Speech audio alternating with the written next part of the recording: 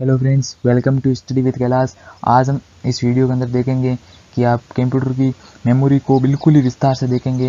यानी कि कंप्यूटर की प्रत्येक मेमोरी यानी कि primary memory, secondary memory, RAM, ROM सब आज इस वीडियो के अंदर देखेंगे। अगर मेरे चैनल को सब्सक्राइब नहीं किया तो सब्सक्राइब कर दें, वीडियो को लाइक कर दें और शेयर कर दें अपने दोस्तों के साथ। तो करते हैं वीडियो को स्टार्ट। यूनिट यानी कि मेमोरी को, कितने जीबी मेमोरी को हम क्या कहते हैं कंप्यूटर की भाषा में, ठीक है, वो हम इस स्लाइड के अंदर देखेंगे। तो अपने पास 0 और 1 जो अपने लैंग्वेज समझता है ना कंप्यूटर, 0 और 1 की लैंग्वेज समझता है। तो 0 और 1 को मेमोरी के संदर्भ में कहते हैं 1 बिट, ठीक है। और उसी 8 बिट को हम क्या कहते हैं, 1 बाइट कह देते हैं, 8 बिट के, ठीक है। अब हम देखते हैं कि जो इसका बड़ा बड़ा रूप है, यानी कि देखो कि 1024 बाइट, यानी कि जो 1 बाइट थी ना उसको हमने 1024 बना दिया। तो उस बाइट को हम क्या कहते हैं, 1 किलो बाइट, यानी हम कहते हैं ना 1 KB, ठीक है। और उसी 1 KB को वापिस यानी कि हम बना देते हैं 1024 किलो बाइट, यानी कि KB बना देते हैं। तो उसको हम कहते हैं 1 MB, यानी कि 1 मेगाबाइट, ठीक है। हम कहते हैं ना 5 MB, 10 MB, 100 MB देता है जियो वगैरह वगैरह, कहते हैं वो MB के अंदर था। वो क्या है, 1024 किलो बाइट का 1 MB बनता है, ठीक है। फिर उसी मेगाबाइट को हम 1024 में बदल देते हैं, 1024 में बदल दिया, फिर हो जाता है GB ना, गीगाबाइट, यानी कि GB, जिसे हम GB कहते हैं, 1 GB 2 GB, ठीक है।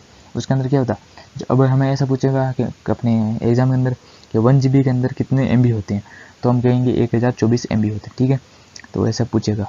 अब हम इसी GB को हम अगर बदल दें 1024 के अंदर, यानी कि 1024 को GB को हम क्या कहेंगे, 1 TB, यानी कि टेराबाइट कहेंगे, ठीक है। और उसी टेराबाइट को 1024 में बदलने के पश्चात 1 पेटाबाइट कहते हैं, ठीक है।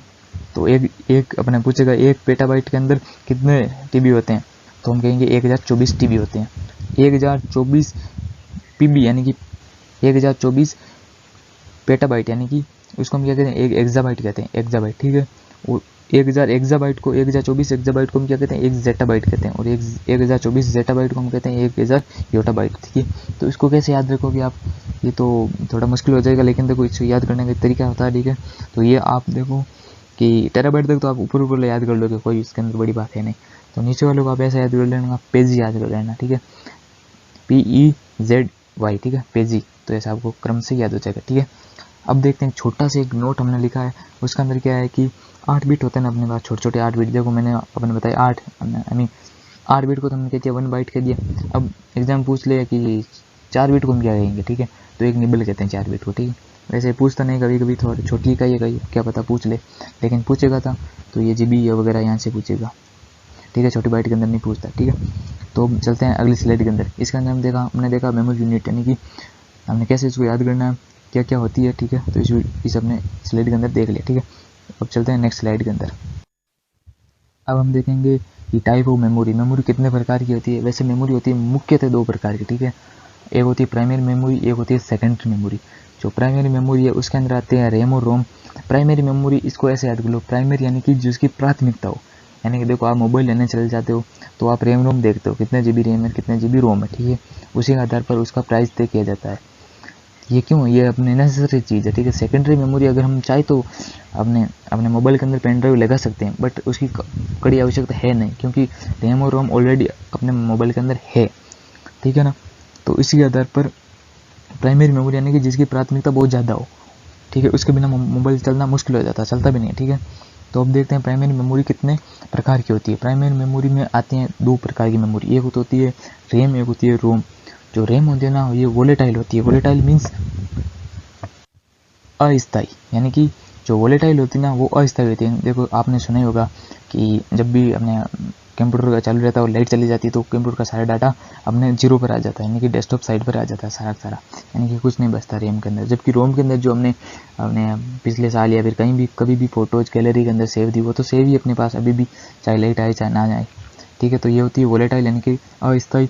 जो ये रैम होती है ना, इसको भी अपने इसकी ज़रूरत कहाँ पड़ी अपने कंप्यूटर के, क्या इसकी आवश्यकता हुई थी कि इसको लगाना बहुत ही आवश्यक हो गया था, ठीक है। यानी कि देखो आपने सोचा, जब भी कंप्यूटर स्टार्ट करते हैं ना तब तो वो रैमिंग रोम के अंदर चलता है, लेकिन जब भी हम कंप्यूटर कोई भी कार्य करवाते हैं ना तो वो पहले रोम के अंदर, आई मीन रैम के अंदर चला जाता है, फिर वापस रोम के अंदर सेव करते हैं हम इस चीज़ को, ठीक है।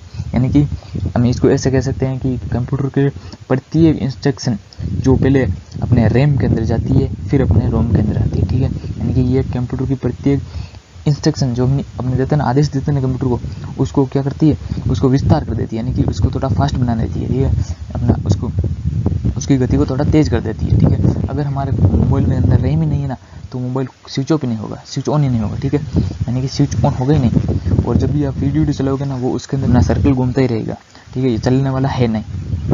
तो रैम की इतनी बड़ी अपने प्राथमिकता है अपने मोबाइल या फिर लैपटॉप, डेस्कटॉप, जहाँ कहीं भी, ठीक है। तो रैम आपने देखा ये होती है अस्थायी, यानी कि आपने देखा ही होगा रैम को हम रिफ्रेश करते रहते हैं बार बार, क्यों, ये इसकी नेसेसरी, इसकी इतना जंग आ जाता है, ठीक है, इसको हम रिफ्रेश करते रहते हैं, ठीक है। तो ये रैम होती है, वो मुख्यतः दो प्रकार की होती है, एक होती है डी रैम, एक होती है एस रैम। जो एस रैम होती है ना, उसको तो हम अपने रिफ्रेश नहीं करते, क्योंकि ये स्टैटिक है, देख लो नाम ही इसका स्टैटिक रैंडम एक्सेस मेमोरी, ठीक है, random access memory, static random access memory, इसका नाम ही स्टैटिक, यानी कि एक जगह रहती है, ठीक है, इसको कहीं भी कभी भी इसको रिफ्रेश वगैरह करने की जरूरत नहीं है। जबकि डी रैम होती है ना, डायनामिक रैंडम एक्सेस मेमोरी, उसको हमने करना पड़ता है, क्या कहते हैं, रिफ्रेश करना पड़ता है बार बार, ठीक है। अब ठीक है, तो ये डी रैम होती है ना, इसको डी रैम के बहुत सारे वेरिएशन आते हैं, डी रैम के अंदर भी एक होता है तुम्हारे, देखो इसके अंदर जो डी रैम है, इसके अंदर कौन कौन से वेरिएशन आता है, एक तो होता है DDR SD रैम, यानी कि double data rate synchronous dynamic RAM, ठीक है। जो ये आपने देखा DDR4, DDR3 रैम, जो आप कंप्यूटर का कंप्यूटर यूजर हो तो आपको अवश्य पता होगा कि DDR3 थोड़ी सी हल्की होती है, यानी थोड़ी फास्ट कम होती है, DDR4 बहुत फास्ट है। वर्तमान में DDR4 का ही प्रचलन बहुत ज़्यादा है, ठीक है। और जो आपने सुना है वो एक केस मेमोरी होती है ना, ठीक है, वो केस रैम क्या है, एक स्टैटिक हमने स्टैटिक रैम है, ठीक है, यानी कि आपको एग्जाम पूछेगा केस मेमोरी किसका भाग है, ठीक है, केस मेमोरी किसका प्रकार है, तो ये आप लगाओगे ये रैम होगा तो वहाँ पर अच्छी बात है, लेकिन वहाँ पर स्टैटिक मेमोरी ही लिया, स्टैटिक रैम ही लिखा होगा, क्योंकि ये स्टैटिक रैम का भाग है, जबकि स्टैटिक रैम तो खुद अपने पास में हमने इसका भाग है रैम का, ठीक है। केस मेमोरी सबसे फास्ट होती है वैसे तो यूजर, लेकिन सबसे फास्ट होती है CPU रजिस्टर्ड, ठीक है, वो मैं आगे बताऊंगा अगली स्लाइड के अंदर, लास्ट स्लाइड के अंदर वही है, ठीक है। तो रैम होती है वोलेटाइल, यानी कि अस्थायी, इसके दो बड़े बड़े भाग है, ठीक है, एक होती है एस रैम, होती है डी रैम। जो डी रैम है उसके अंदर ही बहुत सारे वेरिएशन आते हैं, DDR4, DDR3, ठीक है। और एस रैम होती है ना, स्टैटिक रैंडम एक्सेस मेमोरी, वो उसके अंदर आता है केस मेमोरी, जो सबसे फास्ट होती है कंप्यूटर की, ठीक है। तो फ्रेंड्स हमने अपने प्रथम देखा प्राइमरी मेमोरी के अंदर रैम देख लिया, अब देखते हैं रोम। रोम होती है नॉन वोलेटाइल, मतलब कि जब भी आपका लैपटॉप, डेस्कटॉप ये स्विच ऑन ऑफ हो जाता है मोबाइल, फिर भी आपके अंदर जो गैलरी के अंदर जो जितने कितने भी डाटा वगैरह सेव है, ऑडियो रिकॉर्डिंग, ठीक है, वो सारी फिर भी स्विच ऑन करने पर भी वापस प्राप्त हो जाती है, क्यों, वो रैम के अंदर रोम के अंदर सेव है, ठीक है। रैम के अंदर होती तो वो चली जाती, क्योंकि वो अस्थायी है, ये क्या स्थायी मेमोरी, ठीक है। तो इसके अंदर ये मुख्यतः 3 प्रकार की होती है, ठीक है, एक होती है पी रोम, एक होती है ईपी रोम, और एक होती है ईईपी रोम, ठीक है। जो पी रोम है यानी कि programmable random read only memory, ठीक है, प्रोग्रामेबल रीड ओनली मेमोरी, यानी कि प्रोग्राम को हम यानी कि इस रोम के अंदर हम क्या प्रोग्राम हमें दे रखे हैं पहले से, उसको हम रीड कर देते हैं, ठीक है, उसको हम रीड कर सकते हैं केवल, ठीक है। जो अब सेकंड इसकी आती है ईपी रोम मतलब कि erasable programmable random read only memory, ठीक है, यानी कि इनको जो प्रोग्राम लिखे हैं ना, उसको हम वापस इस ईपी रोम के अंदर हम क्या करते हैं, मिटा भी सकते हैं उन प्रोग्राम को, और वापस से उसके अंदर नए प्रोग्राम डाल सकते हैं, ठीक है। और नेक्स्ट आती है इसकी ईईपी रोम, ठीक है, यानी इलेक्ट्रॉनिक, यानी कि अब हम इलेक्ट्रॉनिक तरीके से उसको इरेजेबल कर सकते हैं, ठीक है, जो कुछ भी प्रोग्राम लिखा है। तो ये अपने रोम में रोम स्थायी है, ठीक है। और जो CPU जब बूटिंग होती है ना, CPU की और रोम के अंदर होती है, ठीक है, ना कि रैम के अंदर, ये चीज़ याद रखना। जो कंप्यूटर की कोल्ड बूटिंग हो चाहे वार्म बूटिंग हो, सारी बूटिंग कहाँ होती है, अपने रोम के अंदर होती है, ठीक है। इसके 3 मुख्य बड़े भाग हैं, पी रोम, ईपी रोम, ईईपी रोम, ठीक है। इसके फुल फॉर्म ये देखिए, देखो सामने, रोम की फुल फॉर्म होती है रीड ओनली मेमोरी, और रैम की रैंडम एक्सेस मेमोरी, ठीक है। तो अब चलते हैं नेक्स्ट स्लाइड के अंदर। इस स्लाइड के अंदर देखा टाइप ऑफ मेमोरी, ठीक है। तो ठीक है फ्रेंड्स, हम करते हैं अभी सेकेंडरी मेमोरी को स्टार्ट, ठीक है। सेकेंडरी मेमोरी के अंदर फर्स्ट हम पढ़ेंगे मैग्नेटिक टेप, यानी कि जो मैग्नेटिक टेप होती है, जैसा कि आपने देखा होगा जो पहले के ज़माने में कि 2000 समथिंग 2004-5 के समथिंग ये मैग्नेटिक टेप का यूज बहुत अधिक था। कैसे, देखो कि इसका यूज सीरियल एक्सेस होता है, यानी कि सीरियल क्रम के अंदर यूज होता है। देखो कि आपने टेप वगैरह देखी होगी, वो जो पुराने वाली उसके अंदर ब्लैक की कैसेट आती थी ना, उसको कहते थे मैग्नेटिक टेप। जो ब्लैक कैसेट होती है ना, उसको हम कहते थे मैग्नेटिक टेप, ठीक है। तो उसके अंदर होता क्या कहता है, एक रील होती थी अपने ब्लैक कलर की, जिसको हम ना उसके अंदर गाने वगैरह भरे होते थे, ठीक है। तो उसको हम श्रेणी क्रम में ही अपने रीड कर सकते हैं। यानी कि सोचो कि उसके अंदर बीच का गाना है, वो हम एक साथ उसको वापस नहीं ला सकते, उसको घुमाना पड़ता था वापस से, ठीक है, कहाँ तक वो गाना आएगा, ठीक है। तो इसका काम सीरियल क्रम होता था, इसका यूज़ बहुत, अब तो बिल्कुल होता ही ना, है ही नहीं, कहीं देखने को भी नहीं मिलते, ठीक है। ये मैग्नेटिक टेप थी जो ब्लैक कलर की होती है ना, मैं फ़ोटो तो लेकर आ नहीं सकता क्योंकि इसके अंदर जो कॉपीराइट आ जाता है, ठीक है, वीडियो के अंदर जब हम गूगल से फ़ोटो लेते हैं तो मेरे पास भी वो है ही नहीं, तो क्या कैसे दिखाएं आपको, ठीक है। वो आपने देखी होगी वैसे तो, ब्लैक कलर की होती है ना वो कैसेट, उसके अंदर रिफिल होती है भरी हुई, ठीक है, जो दोनों चक्री के ओर घूमती रहती है, ठीक है, उसके अंदर गाने भजन वगैरह होते रहते हैं, ठीक है।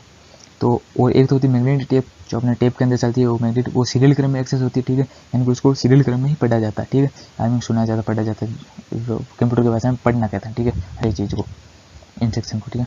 अब आते हैं फ्लॉपी डिस्क, जो मैग्नेटिक टेप की बात आती है, फ्लॉपी डिस्क, फ्लॉपी डिस्क क्या थी अपने, ये दो प्रकार की थी, यानी कि ये दो वेरिएशन के अंदर आती थी मार्केट के अंदर। एक तो थी 5.25 इंच की और एक थी 3.5 इंच की, ठीक है। जो 3.5 इंच की थी वो तो 1.4 MB की थी, यानी कि 1.4 MB में सारे आप लमसम कह सकते हैं, अब मैंने कि एक फ़ोटो आएगी इसके अंदर, ठीक है। इस पूरी इंच की अपने 3.5 इंच के ना, उसके अंदर अपनी केवल एक फ़ोटो आएगी, यानी आज हमने देखते हैं कि एक फ़ोटो को अपने क्लिक करते हैं, उसके अंदर भी 2 MB चली जाती है, ठीक है। तो ये इतनी छोटी थी, ठीक है, इसका क्या कहें, बहुत छोटी थी। और जो 5.25 की थी ना, वो एक 1.2 MB की थी, ठीक है। तो ये थी फ्लॉपी डिस्क, यानी कि एक उसका भी फोटो लेकर नहीं आ सकती, क्या करें, वहीं कॉपीराइट आता, ठीक है। तो फ्लॉपी डिस्क होती ना, ये दो वेरिएशन में आती थी, एक होती थी अपने 5.5 इंच की, आई मीन 5.25 इंच की, और एक आती थी अपने 3.5 इंच की, ठीक है। इसके साइज इसके सामने लेके, ठीक है। ये जो अब आती है एक ऑप्टिकल डिस्क, मैग्नेटिक टेप देख ली अपने, फ्लॉपी डिस्क देख ली, और एक आती है optical disk. 6 memories, secondary memory के अंदर 6 मेमोरी आती है, और 3 अगले स्लाइड के अंदर, 3 इसके अंदर, ठीक है। जो ऑप्टिकल डिस्क होती है ना, इसके अंदर आती है तो आती है CD, एक आती है DVD, ठीक है। यानी कि CD के अंदर आपने देखा ही होगा कि जब हम मार्केट के अंदर पहले जो DVD होती थी ना, उसके अंदर DVD प्लेयर होता था ना, उसके अंदर DVD चलती थी, ठीक है, DVD और CD दोनों ही चलती थी। उसके अंदर क्या होता था कि जब हम CD खरीदने जाते थे मार्केट के, वो समथिंग 20 या 30 रुपये के अंदर आ जाती थी, ठीक है। जबकि DVD की कितनी कीमत आती थी, समथिंग 50 रुपये लगती थी उस टाइम ही। अब तो इनका भी यूज़ बिल्कुल होता ही नहीं है, कहीं भी नहीं होता, ठीक है। तो CD की कीमत इसकी कम क्यों थी, क्योंकि इसके अंदर साइज़ कितना था, केवल 700 MB था। यानी कि आपने देखा होगा कि CD के अंदर एक अपने क्या अपने एक मेमोरी, अपने एक फिल्म ही सेव हो पाती है, जबकि DVD के अंदर 4 फिल्में आती थी, ठीक है। क्यों, इसका साइज़ कितना था, 4.7 GB, ठीक है। इसका साइज़ बड़ा था, इसलिए इसकी थोड़ी कीमत बहुत ज़्यादा हो जाती थी, ठीक है। और क्या होता है, एक CD प्लेयर होता ना, उसके अंदर DVD नहीं चलती थी, लेकिन जो DVD होता था उसके अंदर CD चल जाती थी आराम से। ये भी याद रखना, ठीक है। जो CD की फुल फॉर्म होती है कॉम्पैक्ट डिस्क, CD की फुल फॉर्म होती है कॉम्पैक्ट डिस्क, जिसकी साइज़ होती है अपने पास 700 MB, ठीक है। 700 MB हो गई, पूरी GB नहीं थी, 1 GB भी नहीं थी, एक फिल्म ही इसके अंदर सेव हो पाती थी।